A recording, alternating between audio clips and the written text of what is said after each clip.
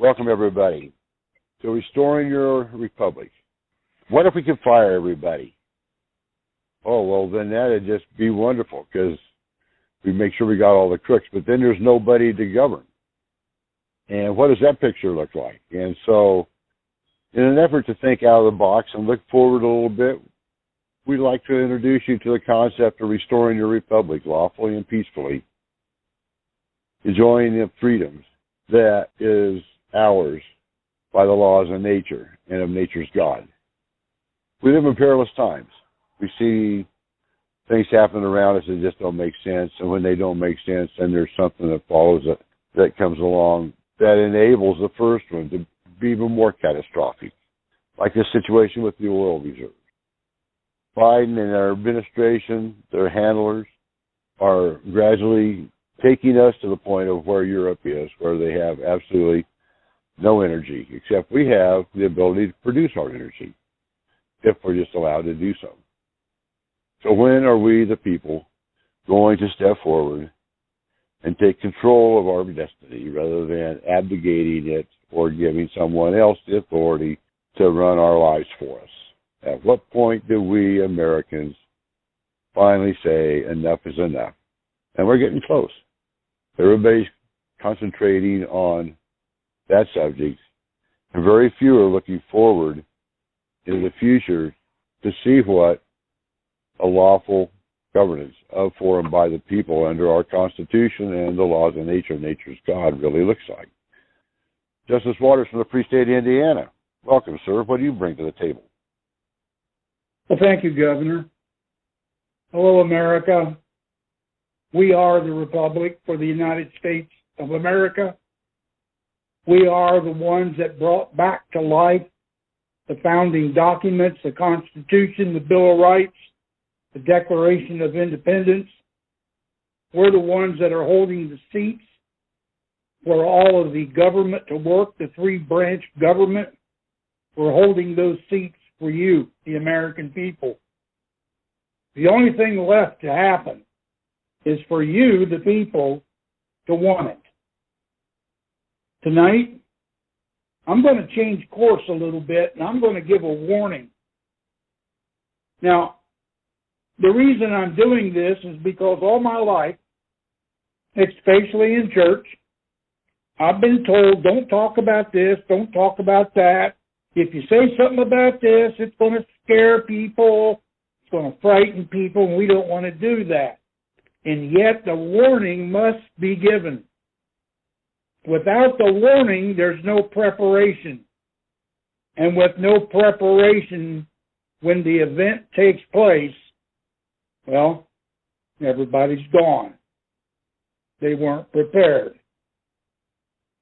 Now, they prepared as much as they could down in Fort Myers. They knew a storm was coming. A lot of people didn't leave, and we see the results now, don't we? Every time a major disaster happens in this country, there are people who decide it's not that bad, and they prepare just a little, and then they pay the consequence. Well, people, it's time to wake up. In America, I want you to understand something. Every time this nation in the 20th century went to war, first of all, it was all based because of a lie. Now, in the early 2000s, we got into the Iraq War. After the first one was based on a lie. Remember Dick Cheney sitting in front of the UN Security Council, holding up that little vial of anthrax, telling them that that much would kill just about everybody in America. And Saddam has hundreds of barrels of it, not including he's got barrels of mass destruction weaponry. And when we went in, we couldn't hardly find anything. We found billions of dollars, and I literally mean U.S. Notes from the Federal Reserve sitting on pallets in storehouses. But we didn't find what we went in to look for, all based on a lie. then 9/11, based on a lie. How can a pilot from Saudi Arabia claim to be dead by our president and our government and yet make flights from Saudi Arabia to New York twice a week? Now, he's supposed to be dead. He's supposed to have flied that one plane into the towers, but yet he's still making flights. How is that? Everything that we get involved in war is based because of a lie. There's another point you need to understand. When the people get strong and united and they begin to stand up against our own government, have you noticed World War I, World War II, Vietnam, the Iraqi War, all these wars were started because the American people were beginning to stand up as one voice, and somebody had to shut them up. They couldn't have that. Welcome to democracy, because that's what democracy is. The few overrule the many. A republic that we are is where you, the people, you run the show. You run everything. Everything goes through the people. In a democracy, everything is done to the people without the people's consent. First you have a republic, then you have a democracy, and then you lead into socialism.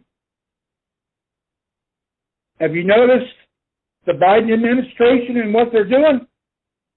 Have you noticed the Democrats in the House and the Senate, what they're doing?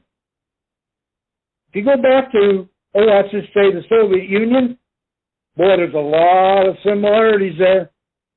That's what they're wanting. Everything done by executive order, all power given to one man who can't even get off the stage by himself.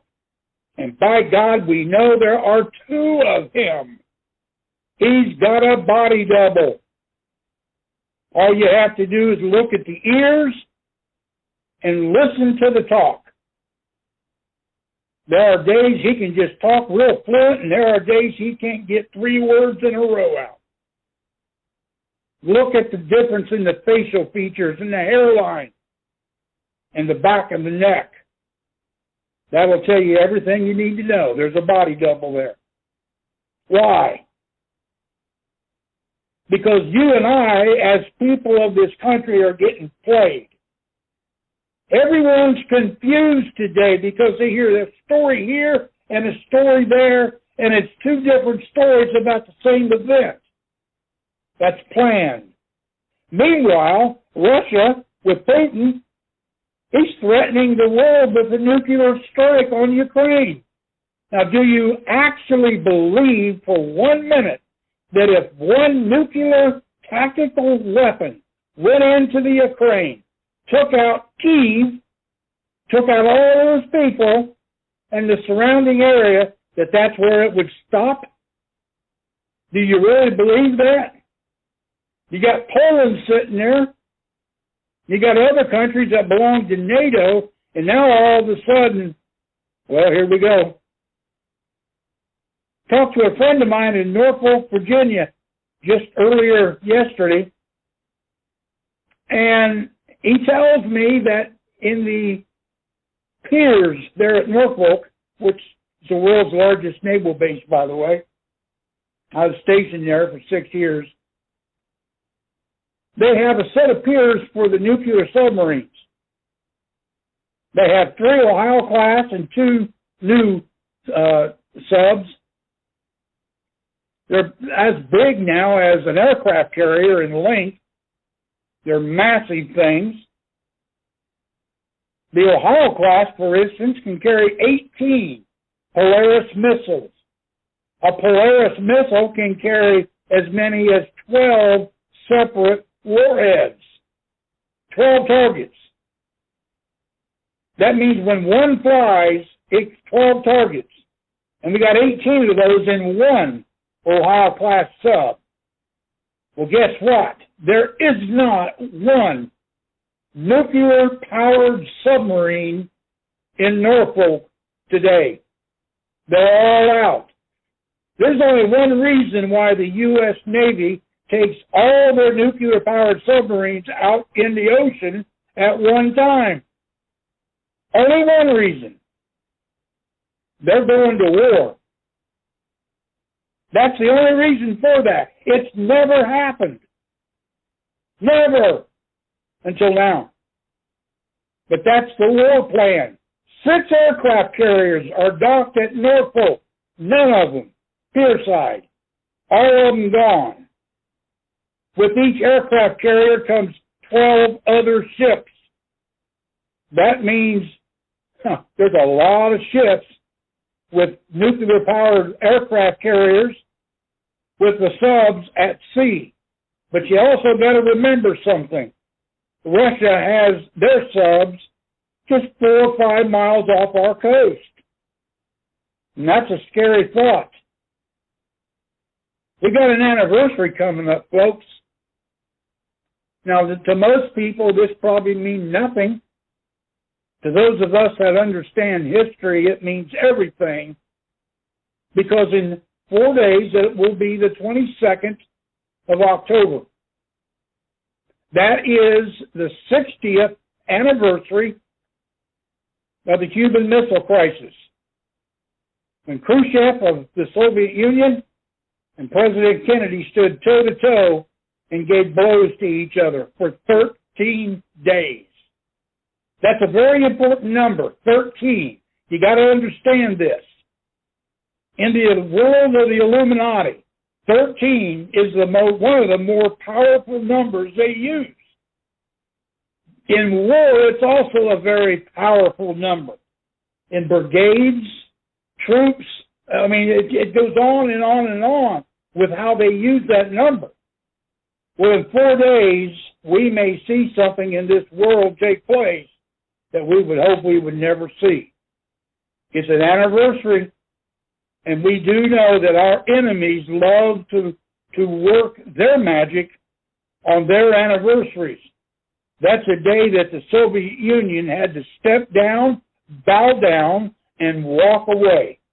And Khrushchev and the Soviet Union in that day never wanted to do that. And by the way, Putin was a young boy in school in Moscow at that time, and he remembers it very well. He's been threatening the United States with nuclear strikes. Now, you better take note to this. You better beware of this, because the news isn't really covering it. Fox has covered it a little bit. But most of the news outlets, they just kind of, they threatened this, and then they go into another story. They don't let you know anything.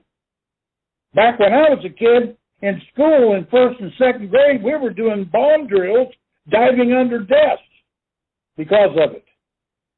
Well, I'm going to give you some info tonight. You take heed to this.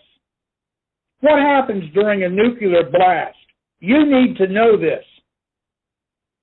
You got a few days here to digest this and understand. You better read this. If it's ever transcript anywhere, you better listen to this over and over and over, write it down, get to know it, because you're going to need it. And I don't care where in this country you live, you're in danger. If a nuclear blast happens in your area, more than likely it would be a 300 kiloton range. The fireball itself would be 0.7 of a mile from the center of the target in all directions. Nothing survives.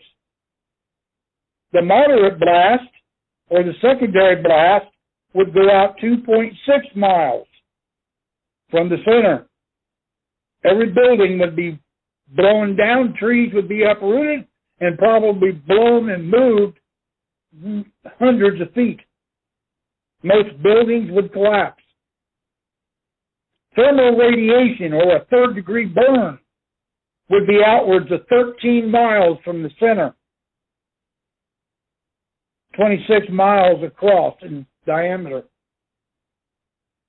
For instance, if a 300 kiloton weapon was to hit downtown New York City, Times Square area, 9.6 million people would die instantly, 4.1 million would be dead within an hour, and 4.2 million would have injuries, and those injuries would be radiation sickness, and they would be dead within a month.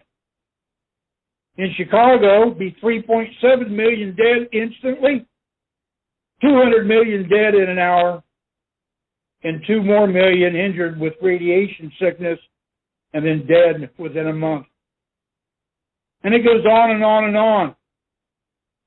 It's not a pleasant thing to think about. But what are you supposed to do if a bomb goes off? Well, there may be no warning, none whatsoever. The American government website, ready.gov, warns a nuclear explosion may occur with or without a few-minute warning. That is why it's a good idea to prepare ahead of the time. Once a missile is fired, say, from a Russian sub, and it's going to hit somewhere on the eastern side of the nation, east of the Mississippi, how long do you have? 10 to 12 minutes at best. There's little hope of survival for those closest to the bomb. If one detonates, say within 2 miles of your area, you may live, you may regret living, but if you see or know that it's going to be hitting somewhere close to you, you get inside a structure quickly. Now make sure you get inside a structure that is brick or steel enclosed. Don't go into a wooden structure if you're within the blast radius, because you won't make it. Fallout is the next thing you got to worry about. Fallout doesn't just happen right where the bomb went off. Fallout could go 200-300 miles downrange, depending upon the wind and the wind direction. This is why you need to know the wind direction, how strong it's blowing. If you live 500 miles from a major impact and the wind blows in your direction from that impact, you're going to be impacted with fallout, radiation, and so forth the next day. You might want to take note of that. If you're outside when a blast takes place, you get inside, and the first thing you do is you remove the clothing you had on. Do not burn it. The radiation doesn't burn. What you do if you burn it, you just spread it everywhere in the house. You put them in a plastic bag, zip it up, tie it off, and throw it outside and never touch it again. You do not rub your eyes. You don't blow your nose. You don't put your fingers in your mouth. You do nothing of the sort. If you got to blow your nose, blow it in such a way that you don't use your hand. You shelter inside a building. If you know that a blast is about to take place within your area, don't get next to the wall.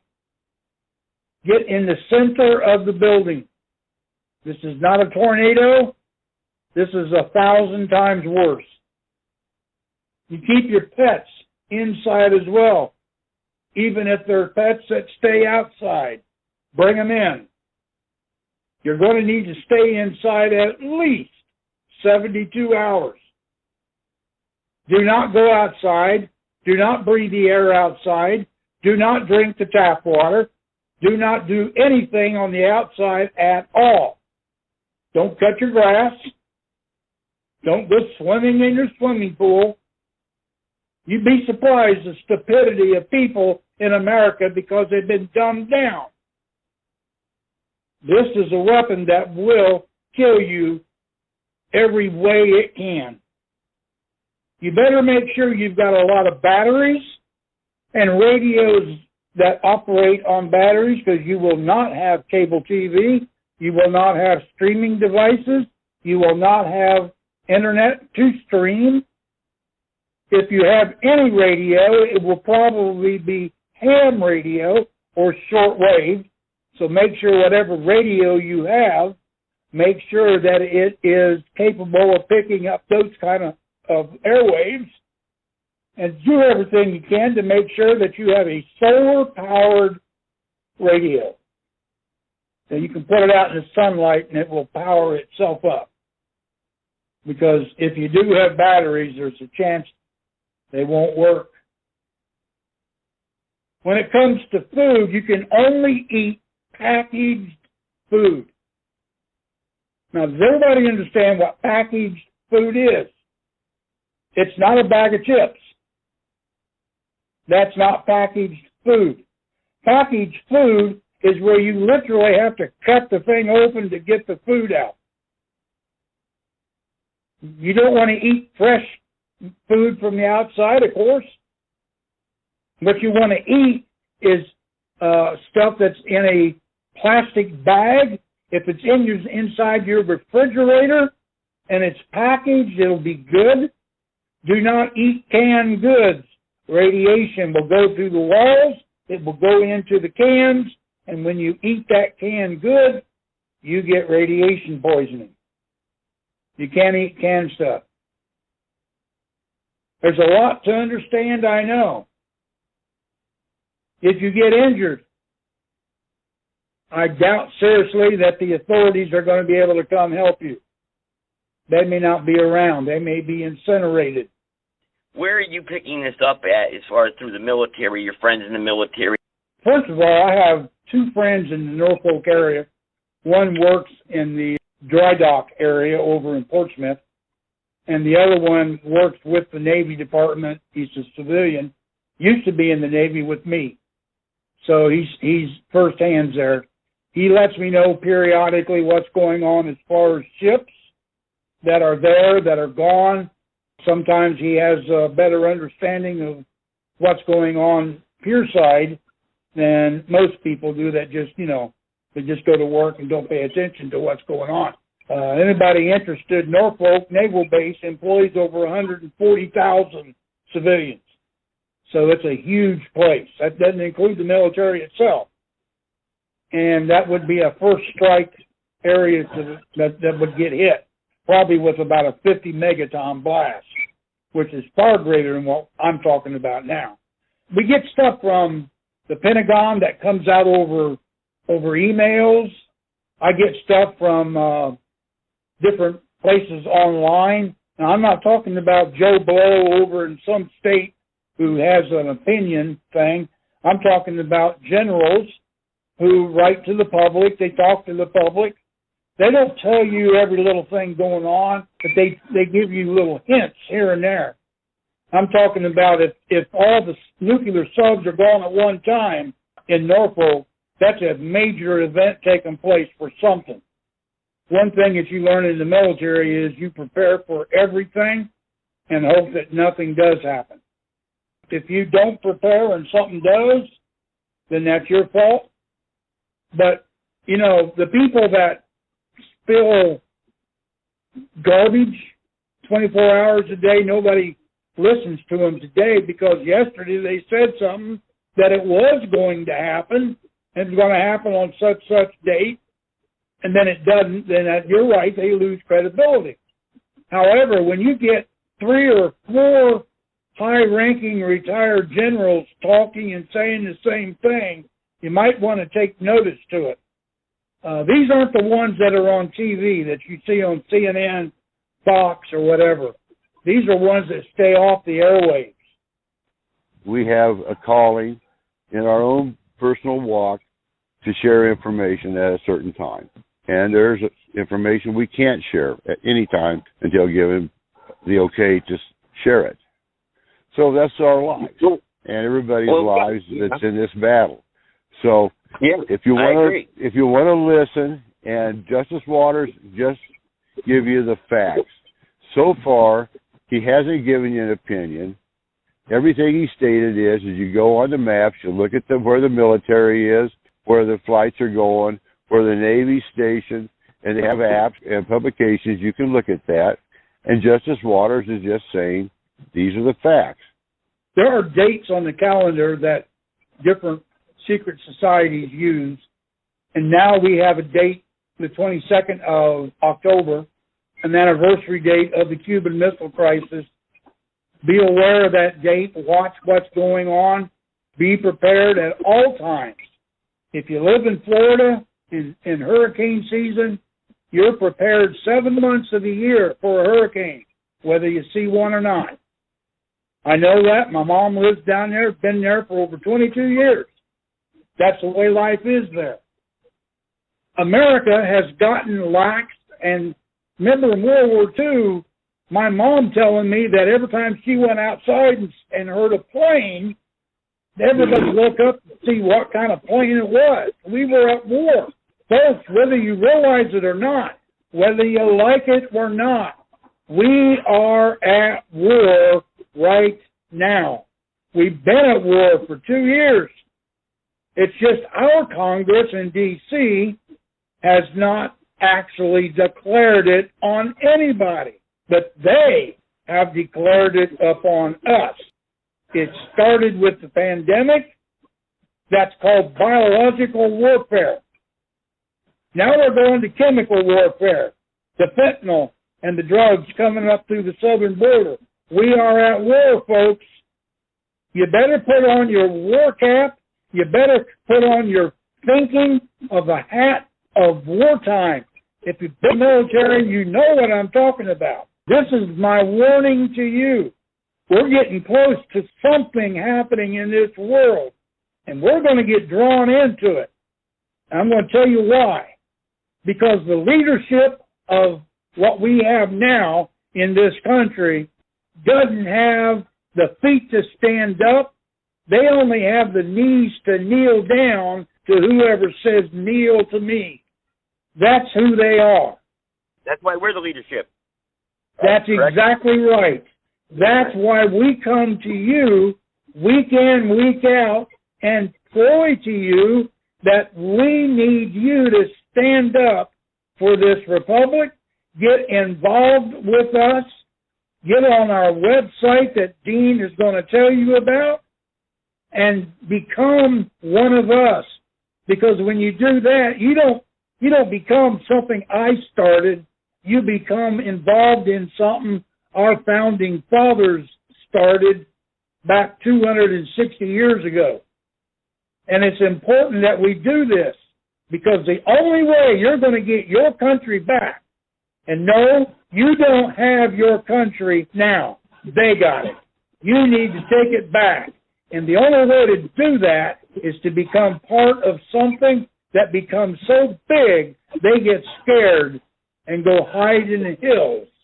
And that's exactly what will happen one day. And it will either be because they're scared of us or they're scared of China. One or the other. I want it to be scared of us.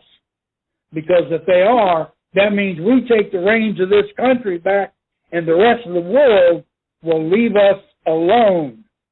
Because we will be powerful, we will be mighty, and we will be just once again. But that only happens when you, the American people, want the truth to rule this nation again. You're right, Justice, and that means that we need people at the school board, we need people at the local levels, we need militia, we need representatives, we need to occupy as one party under oath to serve our Constitution and the people that we represent. All those need to be filled. And if they're not filled by the people that are listening to this radio tonight, if they're not listening and acting, then they're not part of the solution. Your heart may be in the right place. And so we need to get organized, and we need to just peacefully take this thing over and get on with it. If we don't, it's going to be given to us, and we ain't going to like that. Amen. Mr. Henny, would you tell us how to get involved in our republic? Thank you, Governor Carpenter of the Free State of Colorado. Appreciate your insight and sharing with the American people. And Justice Waters, thank you for helping to clarify what could happen in our country and how to protect ourselves if this nuclear war does happen. And we've heard our gentleman in Washington, Biden, had threatened with nuclear war. So, it's the words out there, the rhetoric's out there, they're rattling their sabers. The nuclear subs are out. Even Russia has sent their nuclear Poseidon submarine out also. So it's very possible. So just take this with what Justice Waters said is brotherly love for everybody in our country, that we stand together, unified. America, go to the Republic for United States of America.org. Get involved. Join our email list, donate to the Republic. More ways you can help. Volunteer your skills. We need to get together. There's many mutual supported groups that support the Republic. You can read that list online. There's many. There's a whole list here. Black Robe Regiment, the Family Research Council, Veteran Defenders of America, Stand Up America, Oath Keepers, Minuteman Project, and the list goes on and on. I mean, there's many groups that support your republic, and it's Governor Carpenter was saying we, and it's we the people. We are part of all of us. We all stand together, stand united. There's another tab there. It's about the executive summary. You can read there and read the disclaimer. Read that executive summary. There's a resource library on that website. There's many things there. I can rattle on for hours about this. There's a proclamation of claim of interest that what you can read from our website at Republic for United States of America. It was presented to the United States of America Joint Chiefs of Staff, the International Court of Justice, the Universal Postal Union, the UPU, United Nations, the UN, and it was served on the Hague, the Declaration of Sovereign Intent. So we have done everything here in law for all Americans. We need to stand united together and just put down our differences and stand firm together. Our founding fathers used the Bible as a biblical law form here in America, and they used that law form to write our Constitution, Bill of Rights, and our Declaration of Independence. It's so important that we read those documents and understand them, and we all need to pray. The only ones I kneel to would be our Father God and His Son Jesus Christ, and we need to stand together united here in America. Dave and Jean Hertler have written 2 books for us. One is Re-inhabited Republic for the United States of America, Volume 1, America's Truthful History. And Volume 2 is Re-inhabited Republic for the United States of America, the story of the re-inhabitation. You can order those books at reinhabitedrepublic.com, Amazon.com, Barnes & Noble. Get those books and read them. What a great read. They take a while to read, but they're awesome. I thank Dave and Jean for writing those. There's another book that was written by Jean Hertler, is James Timothy Turner, An American President, a Political Prisoner, and a Legal Brief, An Appeal to the Courts of Heaven. That's our brother, founding president, James Timothy Turner. He's still incarcerated. Please pray for him. And you can also help support James Timothy Turner. You can go to the national website, republicforunitedstatesamerica.org. America, it's time that we educate yourself and take control of this great American republic that our forefathers left for us to protect and enjoy. We are holding your seats and the title to America's republic. You just need to want it back and take ownership of your part and spread the word, America. Let's all stand in peace and united together. Evil reigns until enough righteous people stand up. That's the whole conversation. You can debate the peripherals. You can identify the attacks of the enemy from the different ways they're attacking us. You can, all of that, but that doesn't solve the problem, okay? And when enough righteous people stand up and become united, there has to be the force of good, righteous people pushing back against evil. That's the battle we're in from birth. That's the battle we'll be in until we die. We're just having a different battle this time. So far, it's not of guns. It's of the minds and of disinformation and of people attacking radio shows, all these other things. They're all identities of good versus evil. So when enough righteous people stand up, it's a government formed by the people. A lot of these questions that we've fielded over the years, Joe, are people looking to be guided. when the moral compass is the guide. And we have to re-inhabit. That means take back and build on from 1870.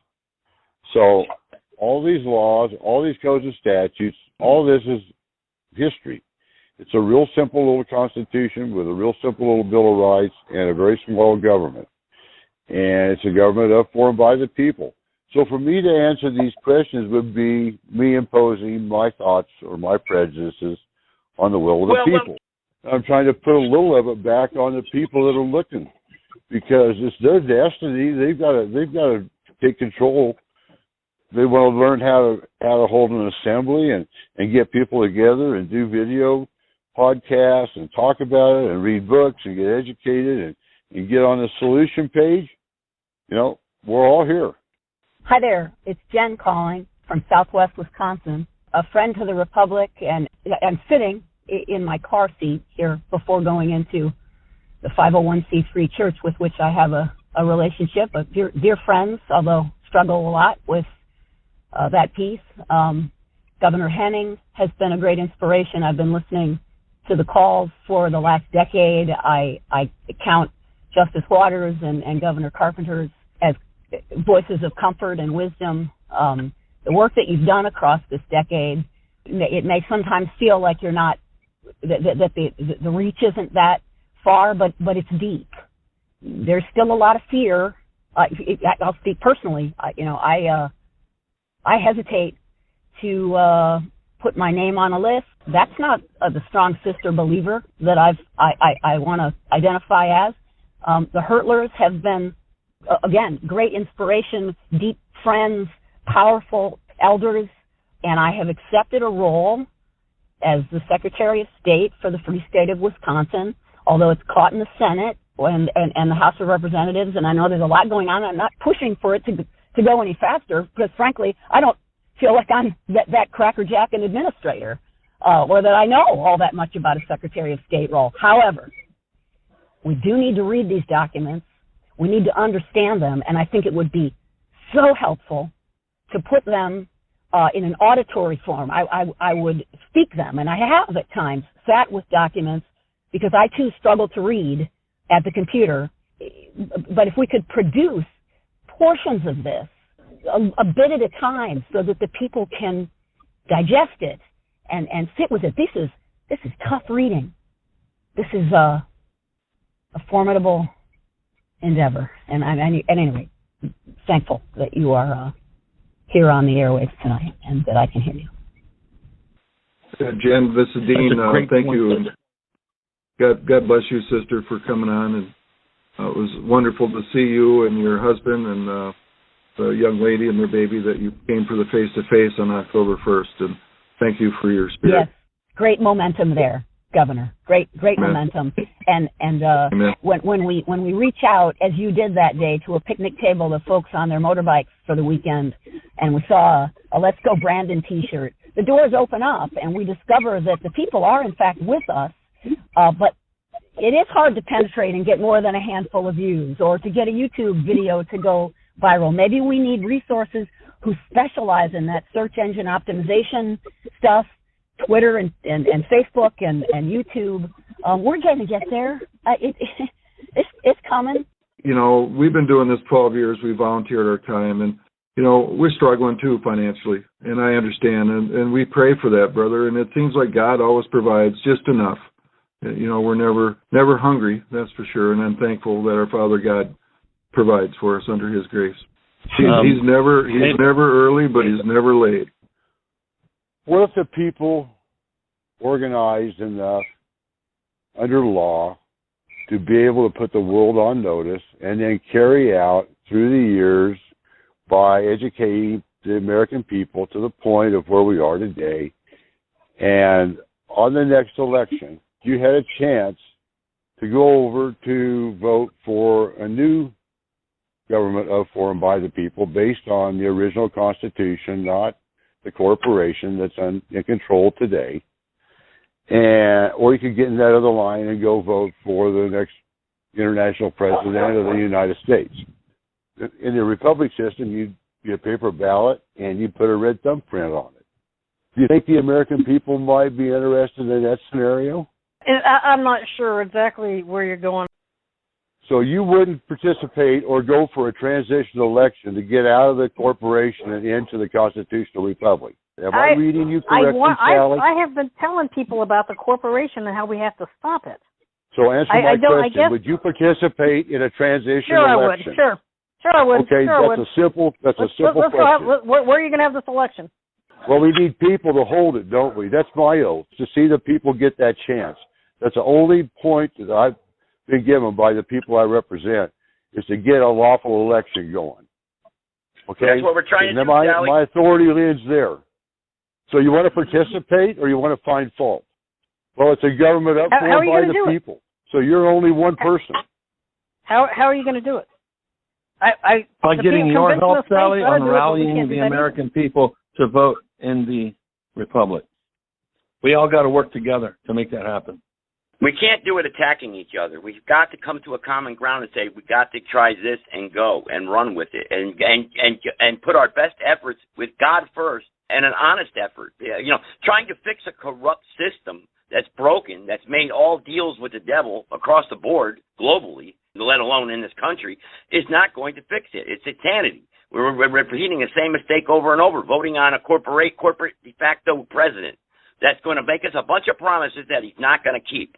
It's a waste of time. That's insane. Well, that's and Joe, I would go back to you were listening a couple weeks ago, a week ago, of the Convention of States. Now we have this thing called a Constitution, and it does have Article 5, Convention of States. And if we could really do what it's supposed to do, we could take back our country through a Convention of States. We could take back our country through actually applying the Constitution. But the way we're doing it right now, there's a group of people trying to do this Convention of States, which will, I believe, destroy the Constitution. They'll put it through a shredder. So I don't want to convince. Yeah, let me say, Sally, I agree with you on that, and I listened to your show last week.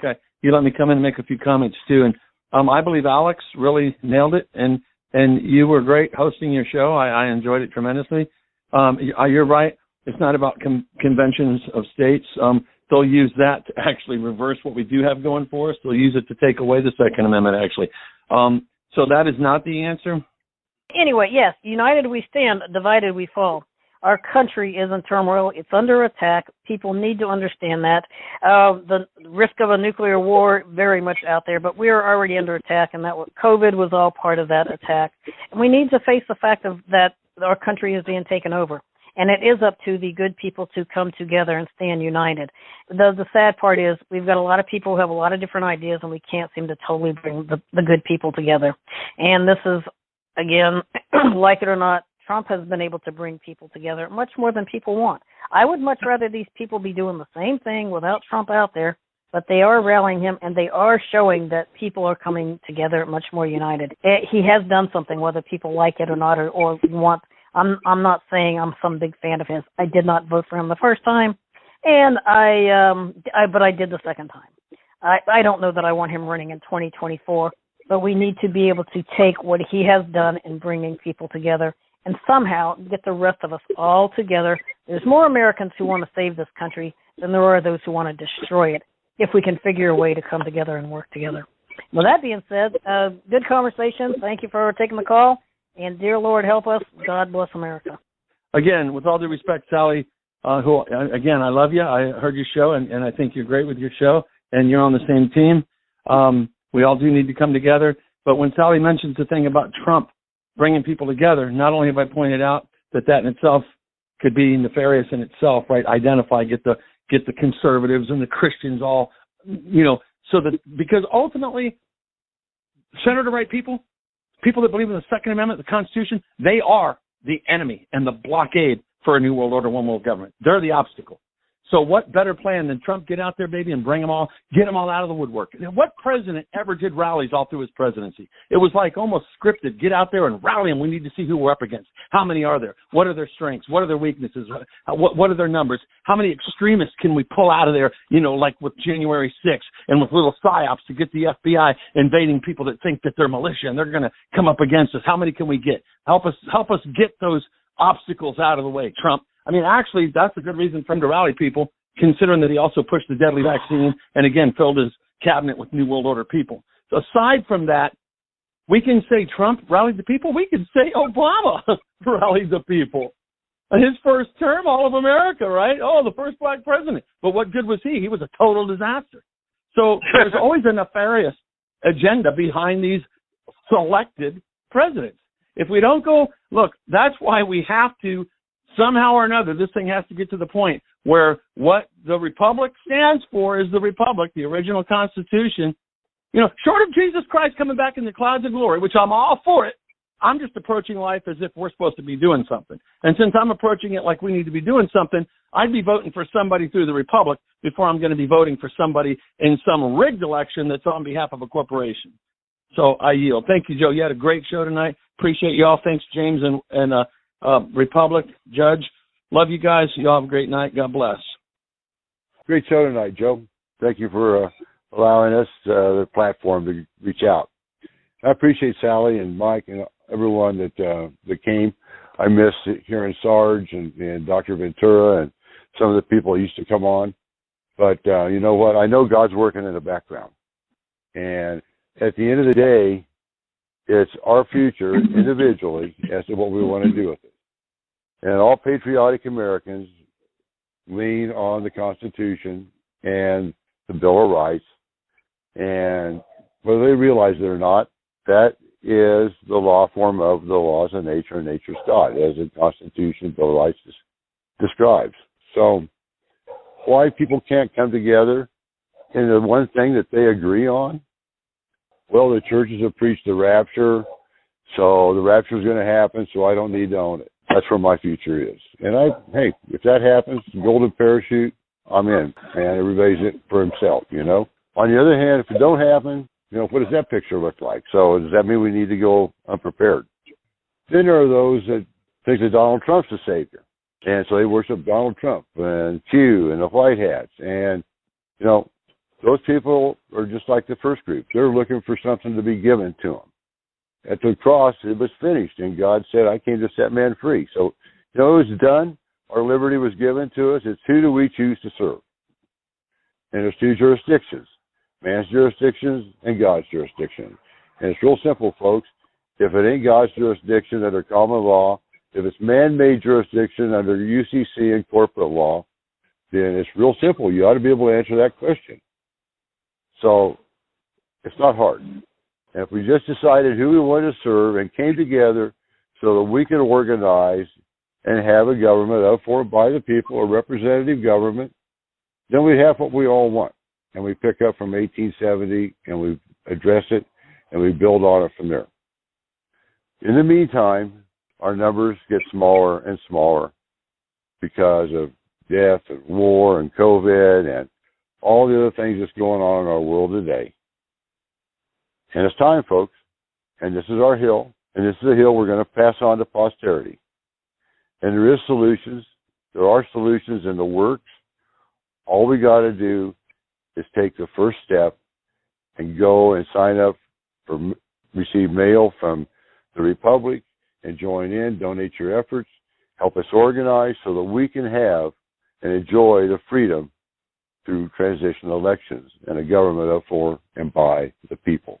That's all we're trying to do tonight here. Been trying to do for decades. So join the fight. Welcome. This is your reality.